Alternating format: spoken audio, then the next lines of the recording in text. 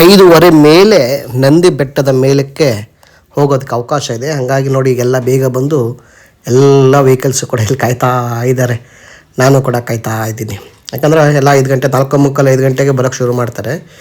ಹಾಗಾಗಿ ಎಲ್ಲ ವೆಹಿಕಲ್ಸ್ ಕೂಡ ಬಂದು ವೇಟ್ ಮಾಡ್ತಾರೆ. ಇಲ್ಲಿ ಪೊಲೀಸರು 5:15 ಕರೆಕ್ಟಾಗಿ ಎಕ್ಸಾಕ್ಟ್ 5:30ಕ್ಕೆ ಒಳಗಡೆ ಬಿಡ್ತಾರೆ. ಬಿಟ್ಟು ಈಗ ಎಲ್ಲ ಗಾಡಿಗಳು ಹೊರಡ್ತಾ ಇದ್ದಾವೆ ಒಂದೊಂದೇ.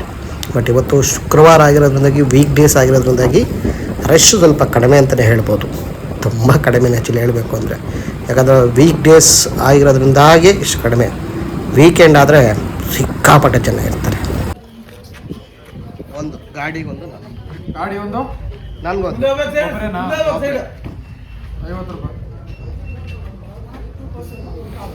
50 ರೂಪಾಯಿ. Thank you.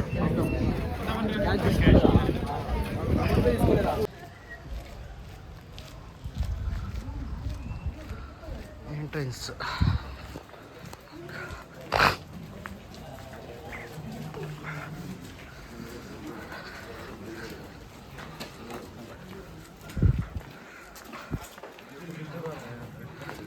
ಚೆಕ್ ಮಾಡ್ಬೇಕಾ?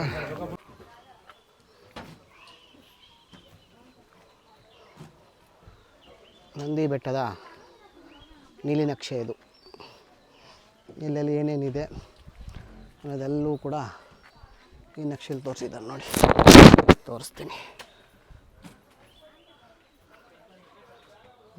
ಕಾಟೇಜ್ಗಳು, ನರ್ಸರಿ, ಪುಷ್ಕರಣಿ, Tipu Sultan lodge, entrance, Tipu drop, ನದಿ ರಿವರು, ಸನ್ರೈಸ್ ವ್ಯೂ ಪಾಯಿಂಟ್, ನಮಾಶ್ರಮ ಎಲ್ಲ. ಹಾಯ್ ಎಲ್ಲರಿಗೂ ನಮಸ್ಕಾರ. ಇವತ್ತು ನಾನು ನಂದಿ ಬೆಟ್ಟಕ್ಕೆ ಬಂದಿದ್ದೀನಿ. ಬೆಂಗಳೂರಿಂದ ತುಂಬಾ ಹತ್ತಿರದಲ್ಲಿರುವಂಥ ಒಂದು ದಿನದ ಪ್ರವಾಸಕ್ಕೆ ಅಂತಲೇ ಹೇಳಿ ಮಾಡಿಸಿದಂತಹ ಜಾಗ ನಂದಿ ಬೆಟ್ಟ. ಒಂದು ಅದ್ಭುತವಾದಂಥ ಜಾಗ. ಎಸ್ಪೆಷಲಿ ಬೇಸಿಗೆ ಕಾಲಕ್ಕೆ ತುಂಬ ತಂಪಾದ ಪ್ರದೇಶ ಇದಾಗಿರುತ್ತೆ. ಹೆಚ್ಚು ಪ್ರವಾಸಿಗರನ್ನು ಆಕರ್ಷಣೆ ಮಾಡುವಂಥ ಜಾಗ ಇದು.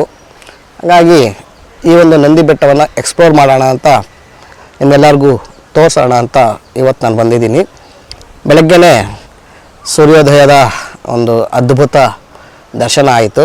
ಅದನ್ನು ನಿಮಗೆ ಈಗ ವಿಡಿಯೋದಲ್ಲಿ ಹಾಕ್ತೀನಿ, ನೋಡಿ ಅದನ್ನು.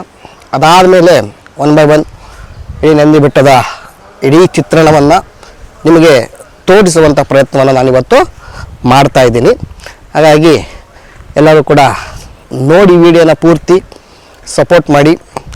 ಹಾಗೆ ಯಾರೆಲ್ಲ ನನ್ನ ಚಾನಲನ್ನು ಸಬ್ಸ್ಕ್ರೈಬ್ ಮಾಡ್ಕೊಂಡಿಲ್ವೋ ಅವರೆಲ್ಲರೂ ಕೂಡ ಸಬ್ಸ್ಕ್ರೈಬ್ ಮಾಡ್ಕೊಳ್ಳಿ.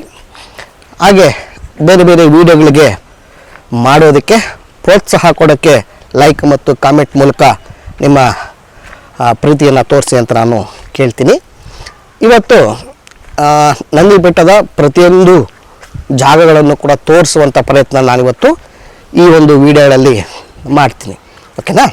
ಹಾಗಾಗಿ 1 by 1 ನೋಡ್ತಾ ಹೋಗೋಣ. ಈಗ ಸನ್ರೈಸ್ನ ಬೆಳಗ್ಗೆ ಅದ್ಭುತವಾಗಿ ಒಂದು ಸೂರ್ಯೋದಯದ ದರ್ಶನ ಆಗಿದೆ.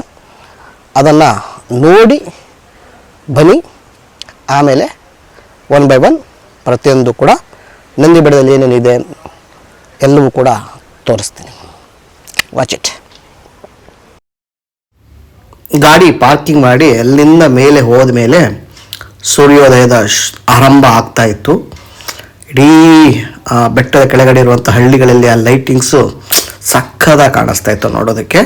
ಅದ್ರ ಜೊತೆಗೆ ಸೂರ್ಯ ಉದಯ ಆಗಕ್ಕೆ ಶುರು ಆಗಿದ್ದ. ಸುಮಾರು ಒಂದು 6:20ಕ್ಕೆ ಸೂರ್ಯೋದಯದ ಸಮಯ ಶುರುವಾಯಿತು. ಅದು ಹೆಂಗಿತ್ತು ಅಂದರೆ, ಇಡೀ ಆಕಾಶಕ್ಕೆ ಕೆಂಪು ಬಣ್ಣ ಬಳಿದಾಗ ಹೆಂಗೆ ಅನಿಸುತ್ತೋ ಹಾಗೆ ಅನಿಸ್ತಾ ಇತ್ತು. ಆ ಸೂರ್ಯ ಉದಯ ಆಗುವಂಥ ಅಷ್ಟೂ ಪ್ರದೇಶ ಕೆಂಪನೆ ಬಣ್ಣದಿಂದ ತುಂಬೋಗಿತ್ತು.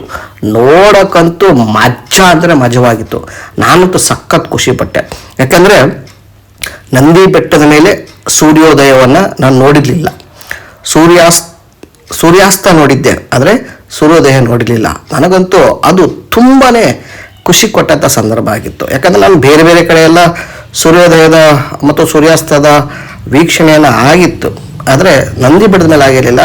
ಅದು ನನಗೆ ಮಾತ್ರ ಸಖತ್ ಖುಷಿ ಕೊಟ್ಟು. ಸಣ್ಣ ಚುಕ್ಕಿ ಆಕಾರದಿಂದ ಶುರುವಾಗಿ ವಿಶಾಲವಾಗಿ ಆಕಾಶಕ್ಕೆ ಅರಳುತ್ತಾ ಇದ್ದಂಥ ನೋಟ ಮಾತ್ರ ನೋಡೋಕ್ಕೆ ಅದ್ಭುತವಾಗಿ ಕಾಣಿಸ್ತಾ ಇತ್ತು. ಎಲ್ಲರೂ ಕೂಡ ಸಖತ್ ಎಂಜಾಯ್ ಮಾಡ್ತಾ ಇದ್ರು. ಅಲ್ಲಿ ನೋಡ್ತಾ ಇದ್ದವ್ರು ಎಲ್ಲರೂ ಕೂಡ ಕಿರ್ಚಾಡ್ತಾ ಇದ್ರು. ಸನ್ರೈಸ್ ಆಗ್ತಾ ಇರುವಂಥ ಕ್ರಮನ ನೋಡಿ ಎಂಜಾಯ್ ಮಾಡ್ತಾ ಇದ್ರು. ನೋಡಿ ಹಿಂಗೆ ಸಣ್ಣದಾಗಿ ಶುರುವಾಗಿ ದೊಡ್ಡದಾಗಿ ವಿಶಾಲವಾಗಿ ಅರಳಕ್ಕೆ ಶುರುವಾಗುತ್ತೆ.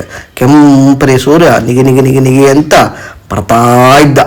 ನಾನಂತೂ ಸಖತ್ತು ಎಂಜಾಯ್ ಮಾಡ್ತಾ ಕೂತಿದ್ದೆ, ವಿಡಿಯೋ ರೆಕಾರ್ಡ್ ಮಾಡಿಕೊಂಡು ಸಖತ್ ಎಂಜಾಯ್ ಮಾಡ್ದೆ. ಈ ಮೂಮೆಂಟ್ ಇದೆಯಲ್ಲ, ಈ ಮೂಮೆಂಟ್ನ ಹೇಳೋಕ್ಕಾಗೋದೇ ಇಲ್ಲ ಪದಗಳಲ್ಲಿ. ಅಷ್ಟು ಚೆನ್ನಾಗಿದ್ದಂಥ ಒಂದು ವಿಶೇಷವಾದಂತಹ ಸಂದರ್ಭ ಇದಾಗಿತ್ತು ಅಂದರೆ ಖಂಡಿತ ತಪ್ಪಾಗಲ್ಲ. ಯಾಕಂದರೆ ಆ ದಿಗಂತದಿಂದ ಸೂರ್ಯ ಆಚೆ ಬರಬೇಕಾದ್ರೆ ನೋಡೋಕ್ಕೆ ಒಂದು ವಿಶೇಷವಾದಂಥ ಖುಷಿ ಆಗುತ್ತೆ. ಅಷ್ಟು ಖುಷಿಯನ್ನು ಈ ಸೂರ್ಯೋದಯ ನೀಡ್ತಾ ಹೊತ್ತು.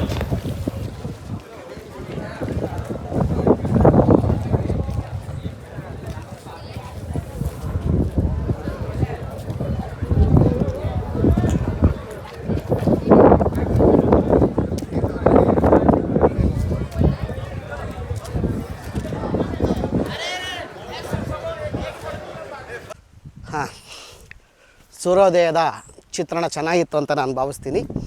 ಚೂರು ಟ್ರೈ ಮಾಡಿದ್ದೀನಿ ಅದನ್ನು ಕ್ಯಾಪ್ಚರ್ ಮಾಡೋಕ್ಕೆ. ಹೇಗೆ ಬಂದಿದೆ ಅಂತ ನೀವೇ ಕಾಮೆಂಟಲ್ಲಿ ಹೇಳಿ. ಇದು ನಂದಿ ಬೆಟ್ಟದ ಮೇಲೆ ಇರುವಂತಹ ಸನ್ರೈಸ್ನ ವ್ಯೂ ಪಾಯಿಂಟು. ಪ್ರತಿದಿನ ಬೆಳಗ್ಗೆ ಹೊತ್ತು 5 ನಂದಿ ಬೆಟ್ಟದ ಮೇಲೆ ಬಿಟ್ಟ ಮೇಲೆ ಇಲ್ಲಿಗೆ ಬಂದರೆ ಪ್ರತಿದಿನದ ಸೂರ್ಯೋದಯದ ವ್ಯೂ ಸಿಗುವಂತಹ ಜಾಗ ಯಾವುದಪ್ಪ ಅಂದರೆ ನೋಡಿ, ಈ ಪ್ಲೇಸ್ ಮೇಲೆ ಟೆರೆಸ್ ಥರ ಮಾಡಿದ್ದಾರೆ, ಬಾಲ್ಕನಿ ಥರ ಇದೆ, ಚೆನ್ನಾಗಿದೆ. ಆ್ಯಂಡ್ ಈ ಭಾಗದಲ್ಲಿ ಸೂರ್ಯೋದಯ ಆಗುತ್ತೆ. ಆ್ಯಂಡ್ ಕೆಳಗಡೆ ಎಲ್ಲರೂ ಕೂಡ ಎಲ್ಲ ಕೂತ್ಕೊಳ್ಳೋಕ್ಕೆಲ್ಲ ಮಾಡಿದ್ದಾರೆ, ಚೆನ್ನಾಗಿದೆ ಆ್ಯಕ್ಚುಲಿ. ನೋಡಿ ಈಗೆಲ್ಲ ಕೂತ್ಕೊಳ್ಳೋಕ್ಕೆಲ್ಲ ಮಾಡಿದ್ದಾರೆ. ಅಲ್ಲೆಲ್ಲ ಕೂತ್ಕೊಂಡು ಕೂಡ ಸೂರ್ಯೋದಯದ ಸನ್ರೈಸ್ನ ವ್ಯೂವನ್ನು ಎಂಜಾಯ್ ಮಾಡ್ಬೋದು. ಇದು ಸನ್ರೈಸ್ನ ವ್ಯೂ ಪಾಯಿಂಟ್ ಅಂತ. ಇದು ಸೂರ್ಯೋದಯ ತುಂಬ ಚೆನ್ನಾಗಿದೆ. ಒಳ್ಳೆ ರೀತಿಯಾದಂತಹ ಮೇಂಟೆನೆನ್ಸು ಕೂಡ ಚೆನ್ನಾಗಿದೆ. ಇದು ಕೂಡ ಹೊಸದಾಗಿ ಮಾಡಿರುವಂಥದ್ದು ಒಂದು 5 ವರ್ಷ ಚೆನ್ನಾಗಿದೆ, ಖುಷಿಯಾಗುತ್ತೆ. ಅಂದರೆ ನಾವು ಇಲ್ಲೇ ತುಂಬ ವರ್ಷದಿಂದ ಓಡಾಡ್ತಾ ಇರೋಂಥ ವ್ಯಕ್ತಿಗಳಾಗಿರ್ಬೋದು. ಏನು ಇರಲಿಲ್ಲ ಡಿಗ್ರಿ ಓದಬೇಕಾದ್ರೆ ಟೈಮಲ್ಲೂ ಕೂಡ, ಮಾಸ್ಟರ್ ಡಿಗ್ರಿ ಓದಬೇಕಾದ್ರೆ ಬಂದಿದ್ದಾಗಲೂ ಕೂಡ ಏನೂ ಇರಲಿಲ್ಲ ಇಲ್ಲಿ. ಬಟ್ ಈಗೆಲ್ಲ ಚೆನ್ನಾಗಿ ಮಾಡಿದ್ದಾರೆ, ಅದು ಖುಷಿಯಾಗುತ್ತೆ. ನೋಡಿ ಇದು ವ್ಯೂ ಪಾಯಿಂಟು. ಇಲ್ಲಿಂದ ಈಗ ನಾನು ಟಿಪ್ಪು ಡ್ರಾಪ್ ಕಡೆ ಹೋಗ್ತೀನಿ. ಟಿಪ್ಪು ಡ್ರಾಪ್ ನೋಡ್ಕೊಂಡು ಹಾಗೆ ನಿಮಗೆ ಒಂದೊಂದು ಪ್ಲೇಸ್ಗಳನ್ನು ನೋಡೋಣ. ನಂದಿ ಬೆಟ್ಟದಲ್ಲೇ ತುಂಬ ಪ್ರಸಿದ್ಧವಾದ ಜಾಗ ಯಾವುದಪ್ಪ ಅಂದರೆ ಅದು ಟಿಪ್ಪು ಡ್ರಾಪು. ಟಿಪ್ಪು ಡ್ರಾಪ್ ಹೇಗಿದೆ ಅಂದರೆ ನೋಡಿ, ಇದು ಟಿಪ್ಪು ಡ್ರಾಪ್ನ ಜಾಗ. ಹೊರಗಡೆ ತೋರಿಸ್ತೀನಿ, ವ್ಯೂ ತೋರಿಸ್ತೀನಿ ನಿಮಗೆ. ಇಲ್ಲಿಂದ ಶುರುವಾದರೆ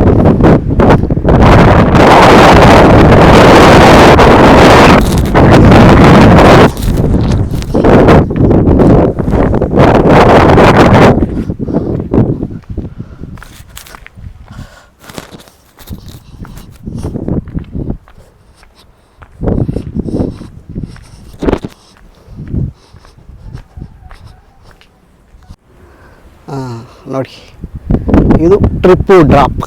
ಇಲ್ಲಿಂದ ಫುಲ್ ಪ್ರಪಾತ ಇದೆ ಕೆಳಗಡೆ. ಆ್ಯಕ್ಚುಲಿ ತುಂಬ ಕೆಳಗಡೆಗಿದೆ ಆ ಕಡೆ, ಆದರೆ ಫೆನ್ಸಿಂಗು ಮತ್ತು ಬೇಲಿಗಳು ಜಾಸ್ತಿ ಹಾಕಿರೋದ್ರಿಂದಾಗಿ ಅಷ್ಟು ಕೆಳಗಡೆ ಇರುವಂಥ ಡೀಪ್ ಕಾಣಿಸಲ್ಲ ನಮಗೆ. ಬಟ್ ಇದನ್ನು ಟಿಪ್ಪು ಡ್ರಾಪ್ ಅಂತ ಕರೀತಾರೆ. ಒಂದು ಅದ್ಭುತವಾದಂಥ ಪ್ಲೇಸು. ಮುಂಚೆ ಅಲ್ಲಿ ಹೆಡ್ಜ್ವರೆಗೂ ಹೋಗೋದಾಗಿತ್ತು ಈ ಫೆನ್ಸಿಂಗ್ ಇಲ್ಲದೇ ಇದ್ದಾಗ. ಆದರೆ ಈಗ ಫೆನ್ಸಿಂಗ್ ಮಾಡಿರೋದ್ರಿಂದಾಗಿ ಯಾರು ಕೂಡ ಆ ಕಡೆ ಹೋಗೋ ಹಾಗಿಲ್ಲ, ಹೋಗೋದು ತಪ್ಪಾಗುತ್ತೆ. ಆ ಕಾರಣಕ್ಕೆ ಆ್ಯಕ್ಚುಲಿ ಇದು ತುಂಬ ಒಳ್ಳೆಯದಿದು. ಯಾಕೆಂದರೆ ಮುಂಚೆ ಎಲ್ಲ ಯುವಕರು ಬಂದಂಥ ಹುಡುಗರು ಏನು ಮಾಡೋರು ಅಂದರೆ ಆ ಕಾರ್ನರ್ಗಳಿಗೂ ಹೋಗಿಬಿಟ್ಟು ಫೋಟೋ ತೆಗೆಯೋ ಹುಚ್ಚು ಸಾಹಸವನ್ನು ಮಾಡ್ತಾ ಮಿಸ್ ಆಗಿ ಪ್ರಾಣಗಳು ಹೋಗಿರುವಂಥ ಸಾಧ್ಯತೆಗಳು ಕೂಡ ಜಾಸ್ತಿ ಇದ್ದಾವೆ. ಹಂಗಾಗಿ ಇಲ್ಲಾದಷ್ಟು ಅದನ್ನು ರಕ್ಷಣೆ ಮಾಡಲಿಕ್ಕೆ ಅಂತ ಯಾವುದೇ ಕಾರಣಕ್ಕೂ ಯಾರಿಗೂ ತೊಂದರೆ ಆಗಬಾರ್ದು ಅನ್ನೋ ಕಾರಣಕ್ಕೆ ಈ ಥರದ ಒಂದು ವೇಲಿಯನ್ನು ಹಾಕಿದ್ದಾರೆ. ಇದು ತುಂಬ ಒಳ್ಳೆಯ ವಿಚಾರವೇ ನನ್ನ ಪ್ರಕಾರ ಅಂತಲೇ ಎಲ್ಲರ ಪ್ರಕಾರವೂ ಕೂಡ ಅದು ಒಳ್ಳೆಯ ವಿಚಾರವೇ. ಆ್ಯಕ್ಚುಲಿ ಅದು ಕೊನೆಯವರೆಗೂ ತುಂಬ ಅದ್ಭುತವಾಗಿ ಕಾಣಿಸುತ್ತೆ ಟೀಪು, ಆದರೆ ಇದು ದೂರ ಇರೋದ್ರಿಂದಾಗಿ ಅಷ್ಟು ಚೆನ್ನಾಗಿ ಕಾಣಿಸಲ್ಲ. ಫುಲ್ಲು ಆ ಇಡ್ಜು ಕೊನೆಯವರೆಗೂ ಕೂಡ ಟಿಪ್ಪು ಡ್ರಾಪ್ ಅನ್ನುವಂಥ ಹೆಸರಲ್ಲಿ ಗುರುತಿಸ್ತಾರೆ. ನೋಡಪ್ಪ, ಟಿಪ್ಪು ಡ್ರಾಪ್ ಇದೆ ಕಡೆಯ ಭಾಗ. ಇನ್ನೂ ಅಲ್ಲಿವರೆಗೂ ಆ್ಯಕ್ಚುಲಿ ಆ ಇದೆಯಲ್ಲ, ಕೋಟೆ ಇದೆಯಲ್ಲ, ಅಲ್ಲಿವರೆಗೂ ಕೂಡ ಟಿಪ್ಪು ಡ್ರಾಪ್ ಅಂತ ಕರೀತಾರೆ. ಈ ಭಾಗ ಅಲ್ಲಿವರೆಗೂ ಕೂಡ ಆ ಬೇಲೆ ಭಾಗದಿಂದ ಇಷ್ಟು ಲೆಂತ್ ಆಗಿರುವಂಥ ಜಾಗ ಟಿಪ್ಪು ಡ್ರಾಪ್ ಆಗಿದೆ. ಚೆನ್ನಾಗಿದೆ, ಇಷ್ಟು ಮಾತ್ರ ಚೆನ್ನಾಗಿದೆ. ಪೂರ್ತಿ ಇಲ್ಲೆಲ್ಲ ನೋಡಿ, ಅಲ್ಲಿಂದ ಹಿಡಿದು ಕೊನೆಯ ಬೆಟ್ಟದ ಆ ಟಿಪ್ಪು ಡ್ರಾಪ್ನ ಈ ಜಾಗ ಏನಿದೆ ಅಷ್ಟೂ ಜಾಗಕ್ಕೆ ಈ ಥರ ಬೇಲಿಯನ್ನು ಹಾಕಿದ್ದಾರೆ. ಇದು ತುಂಬ ಒಳ್ಳೆಯ ಕೆಲಸ, ನನಗಂತೂ ತುಂಬ ಖುಷಿ ಆಯ್ತಿತ್ತು. ನೋಡುಗರಿಗೆ ಪ್ರದೇಶ ನೋಡಬೇಕು, ಆನಂದಿಸಬೇಕೆ ಹೊರತು ಫೋಟೋ ಹುಚ್ಚಿಗೆ ಬಿದ್ದು ಪ್ರಾಣ ಕಳ್ಕೊಳ್ಳುವಂಥ ಕೆಲಸಗಳಾಗಬಾರ್ದು. ಈ ಕಾರಣಕ್ಕೆ ಸ್ವಲ್ಪ ಅದು ಚೆನ್ನಾಗಿದೆ, ನನಗಂತೂ ತುಂಬಾ ಖುಷಿ ಆಗುತ್ತೆ. ಇದು ಸೂಪರ್. ಹೇಗಿದೆ ಅಂತ ಟಿಪ್ಪು ಡ್ರಾಪ್ ನೀವು ಹೇಳಿ. ಇದು ಯೋಗನಂದೀಶ್ವರ ದೇವಸ್ಥಾನ, ನಂದಿ ಬೆಟ್ಟದ ಮೇಲೆ ಇರುವಂಥದ್ದು. ವಿಡಿಯೋ ಒಳಗಡೆ ಅವಕಾಶ ಇಲ್ಲದೆ ಇರೋದ್ರಿಂದಾಗಿ ನಾನು ಕೇವಲ ಹೊರಗಡೆಯ ಈ ಒಂದು ಮುಂಭಾಗದ ದೇವಸ್ಥಾನವನ್ನು ಮಾತ್ರ ತೋರಿಸ್ತಾ ಇದ್ದೀನಿ. ಬಂದಂಥವರು ಒಳಗಡೆ ಹೋಗಿ ಶಿವನ ದರ್ಶನವನ್ನು ಮಾಡ್ಕೊಂಬರ್ಬೋದು, ಅದಕ್ಕೇನು ತೊಂದರೆ ಇಲ್ಲ. ಆದರೆ ವೀಡಿಯೋಗೆ ಅವಕಾಶ ಇಲ್ಲದೆ ಇರೋದ್ರಿಂದಾಗಿ ನಾನು ಅದನ್ನು ವೀಡಿಯೋ ಮಾಡಿಲ್ಲ. ಜಸ್ಟ್ ಇದನ್ನು ನೋಡಿ ಹೊರಗಡೆ ಹೋಗಿ ದರ್ಶನ ಮಾಡ್ಕೊಂಬರ್ಬೋದು ನೀವು.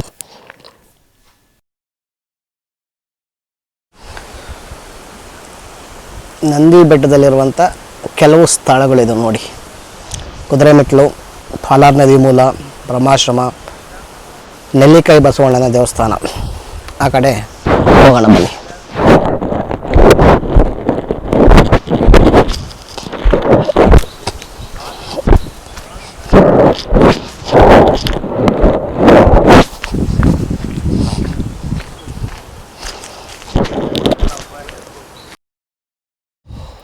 ಇದು ಕುದುರೆಮೆಟ್ಲು ಅನ್ನುವಂಥ ಜಾಗ. ಆ್ಯಕ್ಚುಲಿ ಇದು ಟಿಪ್ಪುವಿನ ಕಾಲದಲ್ಲಿ ಕುದುರೆಗಳು ಈ ಬೆಟ್ಟವನ್ನು ಹತ್ತಬೇಕಾದ್ರೆ ಈ ದಾರಿಯನ್ನು ಬಳಸ್ತಾ ಇದ್ವಂತೆ. ಅಂದರೆ ಕೆಳಗಡೆಯಿಂದ ಮೆಟ್ಟಿಲುಗಳು ಮಾರ್ಗವಾಗಿ ಕುದುರೆಗಳು ಇದರಲ್ಲಿ ಹತ್ತು ಬರ್ತಾ ಇದ್ದವು ಅಂತ ಹೇಳ್ತಾರೆ. ಆದರೆ ಬೆಟ್ಟದಲ್ಲಿ ಈಗ ಮೆಟ್ಟಿಲುಗಳೇನು ಕಾಣಿಸೋದಿಲ್ಲ, ಮೋಸ್ಟ್ಲಿ ಆ ಕಾಲಕ್ಕೆ ಇದ್ದುವೇನೋ ಗೊತ್ತಿಲ್ಲ. ಈಗಂತೂ ಮೆಟ್ಟಿಲು ಸ್ವಲ್ಪ ಹಾಳಾಗಿದೆ, ಶಿಥಿಲಾವಸ್ಥೆಗೆ ಹೋಗ್ಬಿಟ್ಟಿರ್ತವೆ. ಹಾಗಾಗಿ ಬಟ್ ಅದನ್ನು ಕುದುರೆಗಳು ಹತ್ತು ಬರ್ತಾ ಇದ್ವು ಅಂತ ಹೇಳೋ ಕಾರಣಕ್ಕೆ ಈ ಒಂದು ಜಾಗವನ್ನು ಕುದುರೆಗಳ ಮೆಟ್ಟಿಲು ಅಂತಲೇ ಕರೀತಾರೆ. ಇಲ್ಲಿಂದ ನೋಡಿ ಆ ವ್ಯೂ ಹೆಂಗಿದೆ ಅಂದರೆ, ಇಡೀ ಆ ಬೆಟ್ಟದ ಆಚೆಗಡೆ ಕೆಳಗಡೆ ಭೂಭಾಗ ಏನು ಕಾಣಿಸುತ್ತೆ ಎಲ್ಲವೂ ಕೂಡ ತುಂಬ ಚೆನ್ನಾಗಿರುತ್ತೆ. ನೋಡಿಸ್ತೀನಿ ರೀ, ನೋಡಿ ಆ ಇಡೀ ಆ ಕಾಣಿಸ್ತಾ ಇರುವಂಥ ಅಷ್ಟೂ ಭಾಗ ವ್ಯೂ ಮಾತ್ರ ತುಂಬ ಚೆನ್ನಾಗಿರುತ್ತೆ. ಇದು ಬೇಸಿಗೆ ಆಗಿರೋದ್ರಿಂದಾಗಿ ಸ್ವಲ್ಪ ಅಲ್ಲೆಲ್ಲ ಡ್ರೈ ಕಾಣಿಸ್ತಾ ಇದೆ. ಅದೇ ಮಳೆಗಾಲ ಆದರೆ ಅಂತೂ ಈ ಪ್ರದೇಶದ ಲುಕ್ಕೇ ಬೇರೆ ಆಗಿರುತ್ತೆ, ಸೂಪರಾಗಿ ಕಾಣಿಸುತ್ತೆ. ಮಾತ್ರ ಅಷ್ಟು ಅದ್ಭುತವಾದಂತಹ ಜಾಗ ಇರುತ್ತೆ. ಅಲ್ಲೆಲ್ಲ ಹೊಲಗಳಿದ್ದಾವೆ, ಕೆರೆಗಳಿದ್ದಾವೆ, ಅವೆಲ್ಲವೂ ಕೂಡ ಗ್ರೀನ್ರಿ ಆಗಿರುತ್ತೆ ಯಾವ ನಾರ್ಮಲಿ ಆದಂಥ ಮಳೆಗಾಲದ ಟೈಮಲ್ಲಿ. ಈಗ ನಾನು ಹೋಗಿರೋದು ಬೇಸಿಗೆ ಆಗಿದ್ದರಿಂದಾಗಿ ಸ್ವಲ್ಪ ಡ್ರೈ ಕಾಣಿಸ್ತಾ ಇದೆ. ಬಟ್ ವ್ಯೂ ಮಾತ್ರ ಸೂಪರ್, ಅಲ್ಟಿಮೇಟ್. ಇದನ್ನು ಬೇರೆ ಇನ್ನೇನು ಹೇಳೋಕ್ಕಾಗಲ್ಲ, ಆ ವ್ಯೂ ಮಾತ್ರ ಅಷ್ಟು ಚೆನ್ನಾಗಿದೆ. ನನಗಂತೂ ಸಖತ್ ಇಷ್ಟ ಆಯಿತು.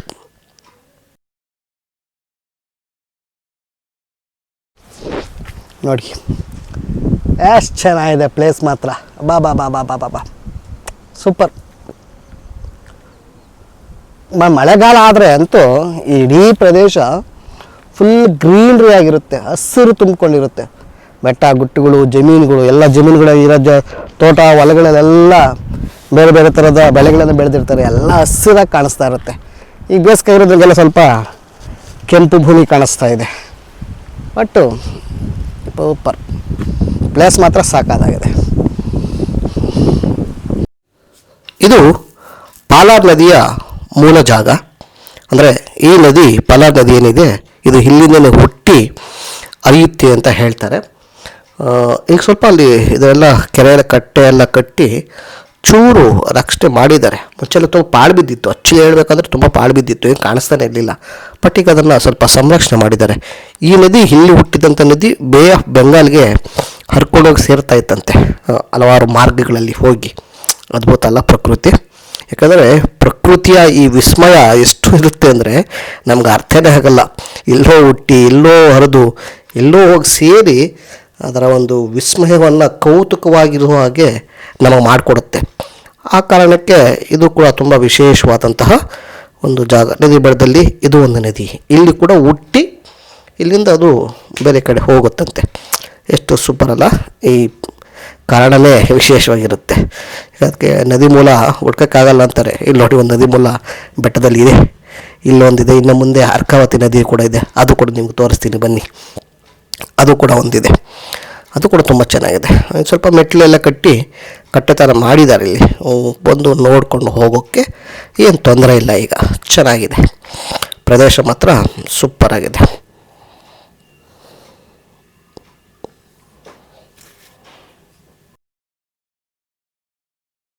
ನೆಲ್ಲಿಕಾಯಿ ಬಸವಣ್ಣನ ದೇವಸ್ಥಾನ ಹತ್ರ ಬಂದಿದ್ದೀನಿ. ತುಂಬ ನೋಡಿ, ನೆಲ್ಲಿಕಾಯಿ ಬಸವಣ್ಣನ ಟೆಂಪಲ್ಲು ಇದು ಹೆಂಗಿದೆ ಅಂತ ತೋರಿಸ್ತೀನಿ ನೋಡಿ. ಸೂಪರ್ ಅಲ್ಲ ಬಸವಣ್ಣ. ಆ್ಯಂಡ್ ಇದೇ ಥರದ ಒಂದು ಬಸವಣ್ಣ ಕೂಡ ಬೆಟ್ಟದ ಕೆಳಗಡೆ ಒಂದಿದೆ, ಮೆಟ್ಲತ್ತೋ ಜಾಗದಲ್ಲಿ, ಅದನ್ನು ತೋರಿಸ್ತೀನಿ. ಇದು ನೆಲ್ಲಿಕಾಯಿ ಬಸವಣ್ಣನ ದೇವಸ್ಥಾನ ಅಂತ. ಚೆನ್ನಾಗಿದೆ. ಇವತ್ತು ವೀಕ್ ಡೇಸ್ ಆಗಿರೋದ್ರಿಂದಾಗಿ ಹೆಚ್ಚು ಜನ ಇಲ್ಲ. ವೀಕೆಂಡ್ ಆಗಿದ್ರೆ ತುಂಬ ಜನ ಬರ್ತಾಯಿದ್ರೆ ಈ ಕಡೆ ಎಲ್ಲ. ಆ್ಯಂಡ್ ದೇವಸ್ಥಾನಗಳು ನೀಟಾಗಿದೆ, ಎಲ್ಲ ಚೆನ್ನಾಗಿ ಮಾಡಿದ್ದಾರೆ. ಮುಂಚೆ ಎಲ್ಲ ತುಂಬ ಗಲೀಜಾಗಿತ್ತೆಲ್ಲ, ಪಾಳು ಬಿದ್ದಿತ್ತು ನಾವು ನೋಡಿದ್ವಲ್ಲ. ಆದರೆ ಈಗ ಸ್ವಲ್ಪ ಚೆನ್ನಾಗಿ ಮಾಡಿದ್ದಾರೆ. ಸೂಪರ್.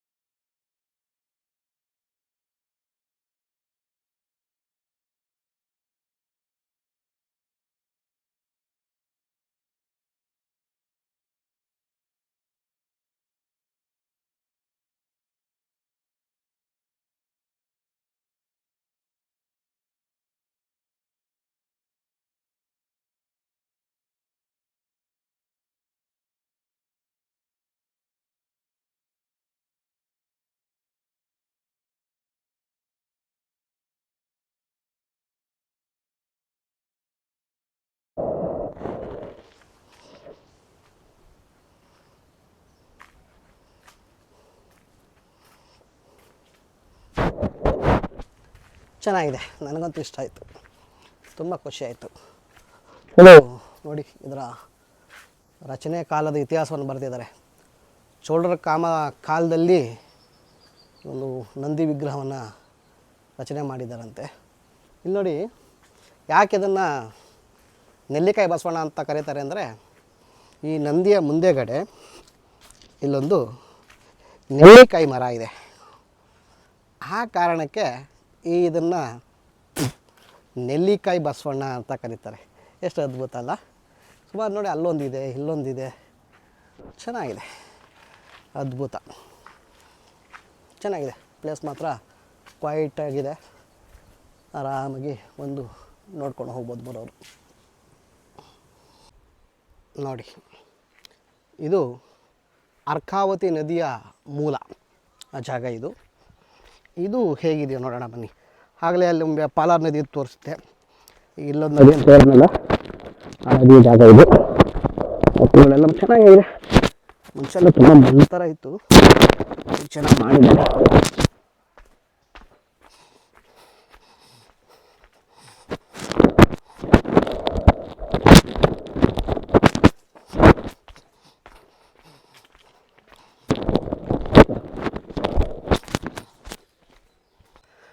ಅರ್ಕಾವತಿ ನದಿಯ ಉಗಮ ಸ್ಥಾನ ಇದು ನೋಡಿ. ಆದರೆ ಈ ಭಾಗದಲ್ಲಿ ಈಗ ನೀರೇ ಇಲ್ಲ. ಉಗಮ ಸ್ಥಾನ ಅಂತೂ ಇದು. ಇಲ್ಲೇ ನದಿ ಹುಟ್ಟಿ ಇದು ಹೆಸರುಘಟ್ಟ ಮಾರ್ಗವಾಗಿರೋದು, ದೊಡ್ಡಬಳ್ಳಾಪುರ ಹೆಸರುಘಟ್ಟ ಮಾರ್ಗವಾಗಿರೋದು, ನೆಲಮಂಗಲ ಮಾರ್ಗವಾಗಿ ಹೋಗಿ ಕಾವೇರಿ ನದಿ ಸೇರುತ್ತೆ ಅಂತ ಒಂದು ಇತಿಹಾಸ ಇದೆ, ಆ ಥರದ್ದು ಚೆನ್ನಾಗಿದೆ.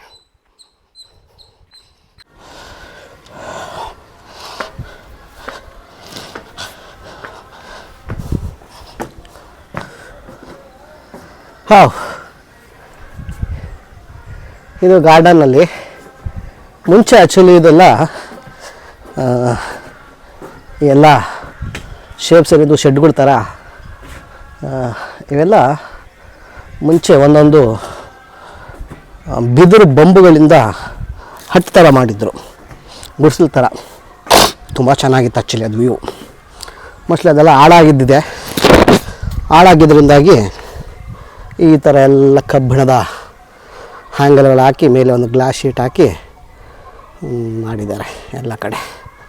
ಬಟ್ ಮುಂಚೆ ತುಂಬ ಚೆನ್ನಾಗಿತ್ತು. ಅದು ಸಿನಿಮಾಗಳಲ್ಲಿ, ಸುಮಾರು ಸಿನಿಮಾಗಳಲ್ಲಿ ವೀಡಿಯೋ ಎಲ್ಲ ಮಾಡಿದ್ದಾರೆ ಆ್ಯಂಡ್ ಸಾಂಗ್ಸ್ ಎಲ್ಲ ಮಾಡಿದ್ದಾರೆ. ಮುಂಚೆ ಲೈಕ್ ರಾಜಾವಲಿನಲ್ಲಿ ಒಂದು ಸಾಂಗ್ ಎಲ್ಲ ಶೂಟ್ ಆಗಿದೆ, ನೀವು ಬೇಕಾದ್ರೆ ನೋಡಿ ಗೊತ್ತಾಗುತ್ತೆ. ಅದು ತುಂಬ ಚೆನ್ನಾಗಿದೆ. ಅದು ಗುಡ್ಸ್ಲ ಥರ ಇರುತ್ತೆ ಮೇಲೆ, ಕಾಟೇಜ್ ಥರ. ತುಂಬ ಚೆನ್ನಾಗಿತ್ತು ಆ್ಯಕ್ಚುಲಿ ಇದು. ಈಗೆಲ್ಲ ಅದು ಹಾಳಾಯ್ತಲ್ಲ, ಸುಮಾರು ವರ್ಷ ಆಯ್ತದು, ಹಾಳಾಗಿದ್ದಾವೆ ಎಲ್ಲ ಕಿತ್ತಾಕೀಗ ಈ ಥರ ಕಬ್ಬಿಣದ ಹ್ಯಾಂಗಲ್ಗಳು ಹಾಕ್ಬಿಟ್ಟು ಮೇಲೆಗಡೆ ಈ ಥರ ಗ್ಲಾಸ್ ಹಾಕಿ ಒಂದು ವ್ಯೂ ನೋಡೋದಕ್ಕೆ ಬಿಟ್ಟಿದ್ದಾರೆ. ಚೆನ್ನಾಗಿದೆ ಇದು ಕೂಡ.